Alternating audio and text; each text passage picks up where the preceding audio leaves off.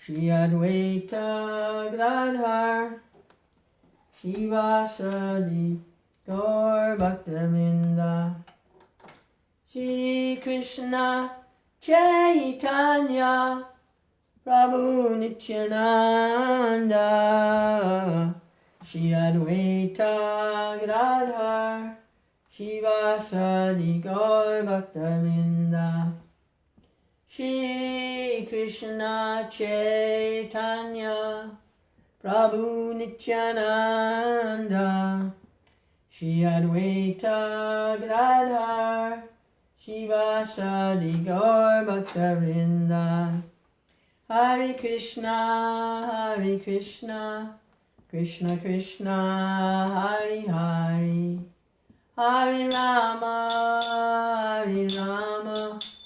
Rama Rama, Hare Hare, Hare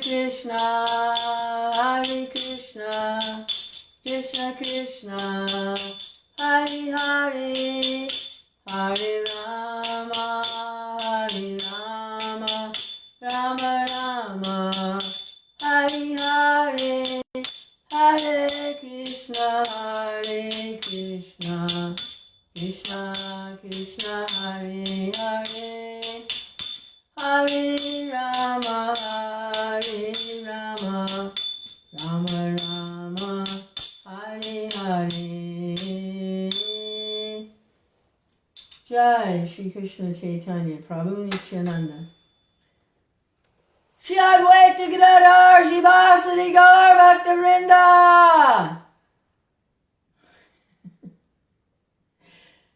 Vanchikapatarubyascha Kripasindubhya cha Patitanam Pavanebhyo Vaishnavibhyo Namo Namaha.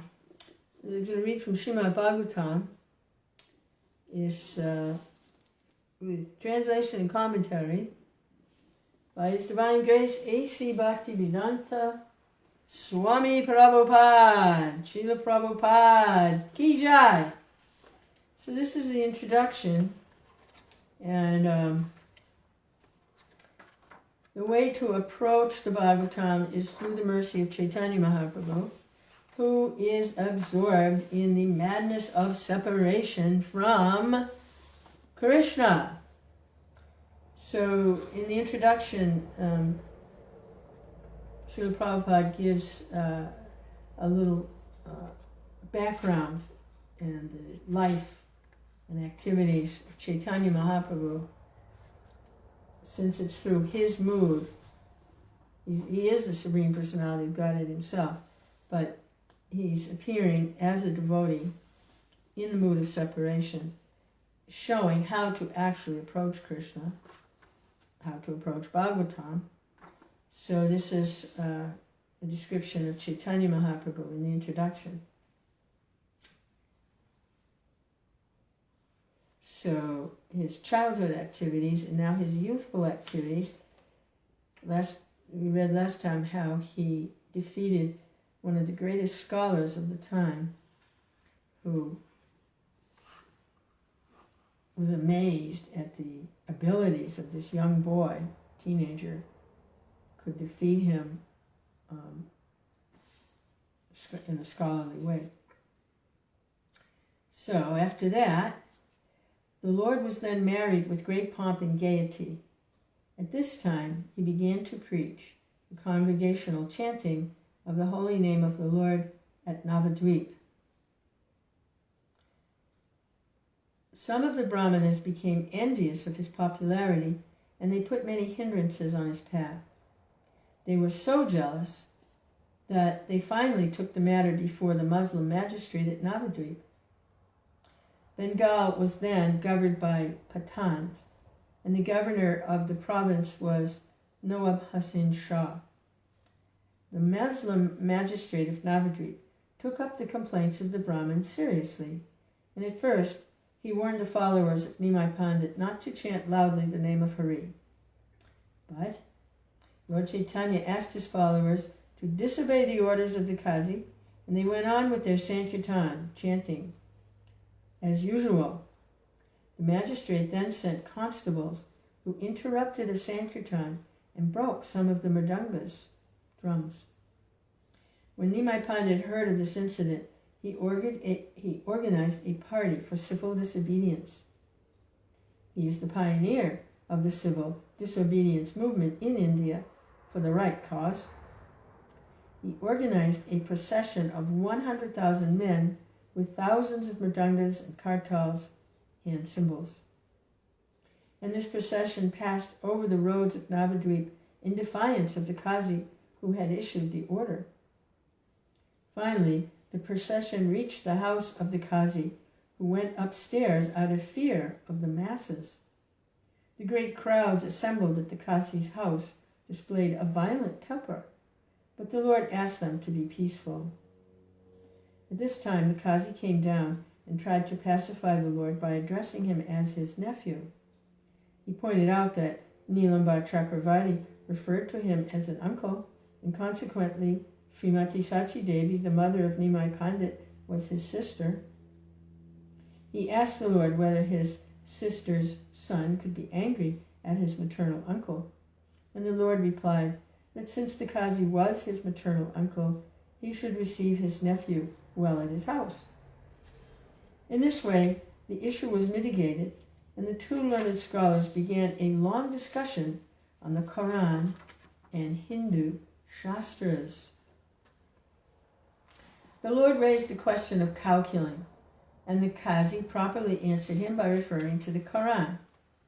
In turn, the Qazi, who questioned the Lord about cow sacrifice in the Vedas, and the Lord replied that such sacrifice, as mentioned in the Vedas, is not actually cow killing. In that sacrifice, an old bull or cow was sacrificed for the sake of receiving a fresh, younger life by the power of Vedic mantra.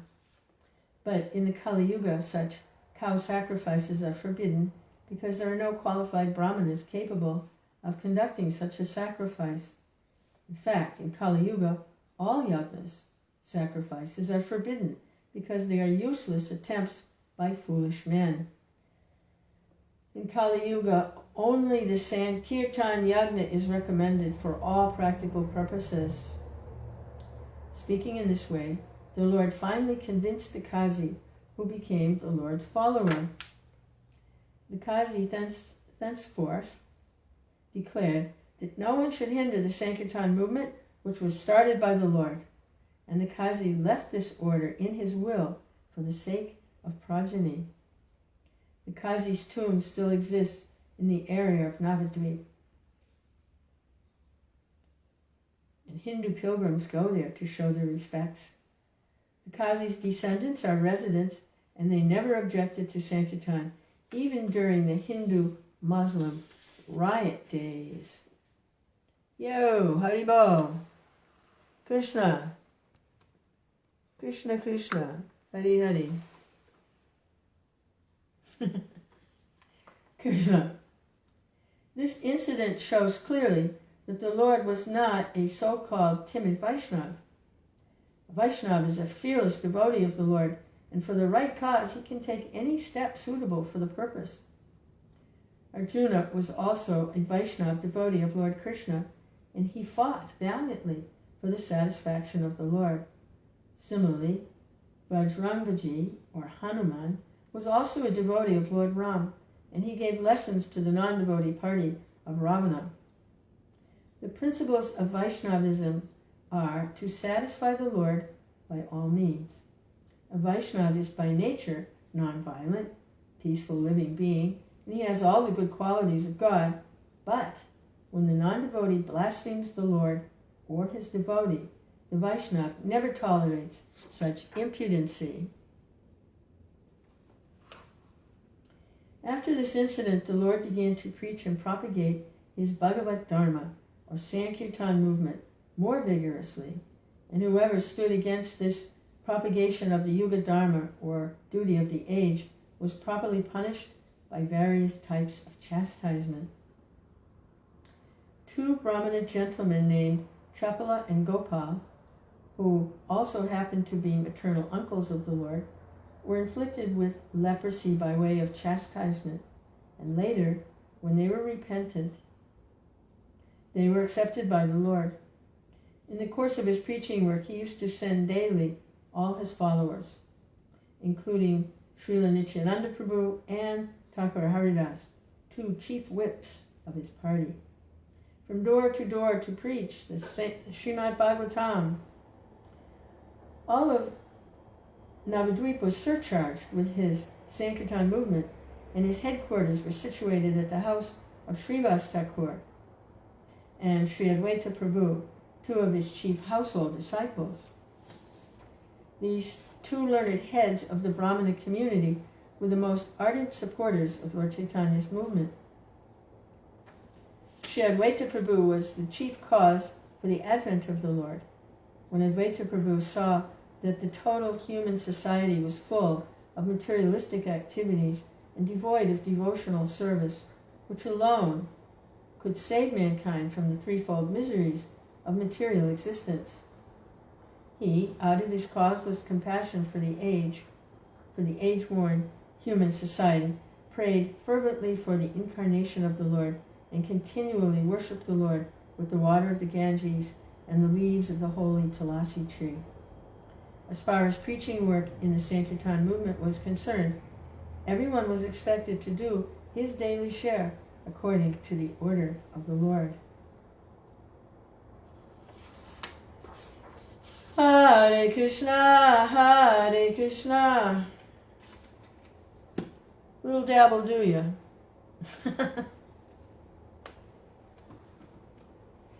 Ah, Krishna. Oh, God. Ah. Krishna Chaitanya, Krishna Chaitanya, Krishna Chaitanya.